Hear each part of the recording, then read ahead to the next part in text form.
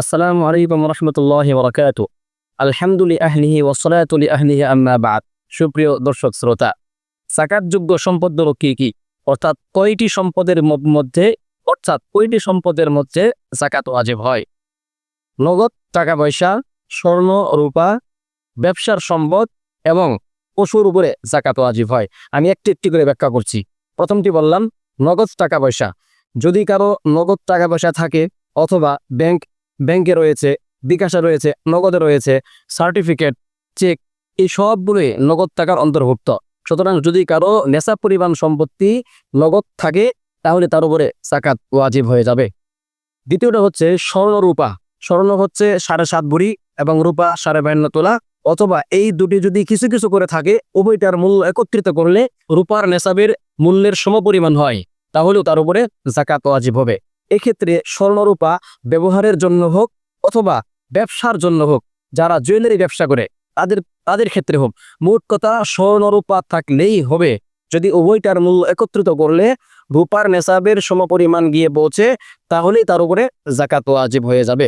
তৃতীয় বললাম ব্যবসার সম্পত্তি।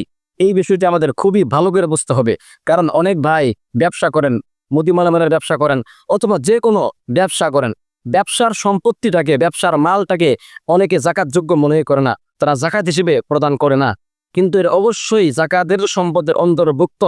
যাকাতের মধ্যে ব্যবসার সম্পত্তি, ব্যবসার যে সমুদায় মালামাল রয়েছে, এগুলো হিসাব করতে হবে। তবে দোকানের মধ্যে অনেক সময় ফার্নিচার রাখা হয়, যে ফার্নিচারের ভিতরে ব্যবসার সম্পদগুলো সাজিয়ে রাখা হয়। যেমন মুদি দোকানের মধ্যে ফার্নিচারের ভিতরে আলমারির উপরে অনেক মালামাল সাজিয়ে রাখা হয়, ওই ফার্নিচারের উপরে যাকাত দিতে হবে না। কিন্তু যেই পণ্যটা সে প্রফিট করার জন্য, বিক্রয় করার জন্য ক্রয় করেছে, ওই পণ্যের মূল্যের উপরে যাকাত দিতে হবে। অর্থাৎ ওই দিন সে যদি সমস্ত পণ্যগুলো একত্রে বিক্রি করতে যায়, যেই পরিমাণ টাকা আসবে তার 40 ভাগের 1 ভাগ তার যাকাত দিতে হবে, যদি ওই পরিমাণ মূল্যটা নেশাব পরিমাণ গিয়ে পৌঁছে।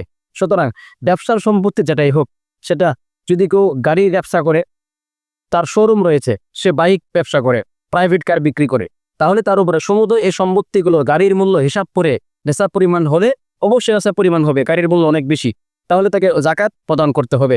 তবে যদি কেউ গাড়ি ক্রয় করে এই উদ্দেশ্যে সে গাড়িটা ভাড়ায় খাটাবে, গাড়িটা হচ্ছে তার ইনকাম সোর্স, তাহলে এই ক্ষেত্রে তাকে অবশ্য ভাড়ার মূল্যের উপরে যাকাত দিতে হবে, ওই গাড়ির মূল্যের উপরে যাকাত দিতে হবে না।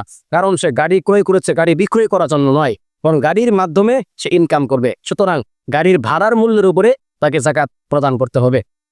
এই বিষয়টা আমাদের অবশ্যই খুব ভালো করে খেয়াল করতে হবে যে ব্যবসার সম্পত্তির উপরে যাতে করে আমরা অবশ্যই যাকাত প্রদান করি। অনেকের ব্যাংকে অনেক টাকা পয়সা থাকে, তারা যাকাত প্রদান করে না।